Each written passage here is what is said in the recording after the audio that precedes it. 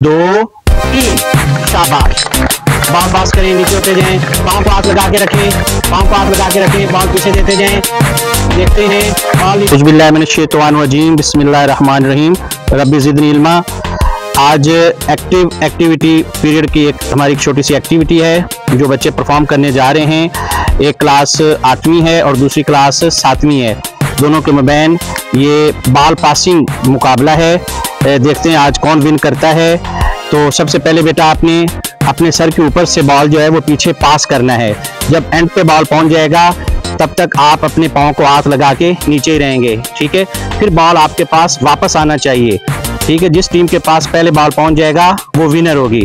और आप जो साथ बेटा खड़े हैं, आप लोगों ने इनको जज भी करना है और साथ सपोर्ट भी करना है तालियां बजा के, ठीक है। रेडी हो जाएं। जब मैं 3 कहूँगा तो आपकी एक्टिविटी स्टार्ट हो जाएगी। रेडी, 1 2 3 शाबाश। बॉल पास करें, नीचे होते जाएं, पाँव को हाथ लगा के रखें, पाँव को हाथ लगा के रखें, बॉल पीछे देते जाएं, देखते हैं बॉल नीचे पहुंचाएं, नेक्स्ट पास देते जाएं, पास देते जाएं, पास देते जाएं, पास। Oh very good. तो विनर कौन हुआ हमारा?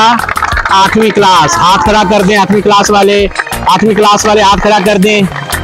8वीं क्लास के लिए जोरदार क्लैपिंग कर दें। शाबाश, वेरी गुड।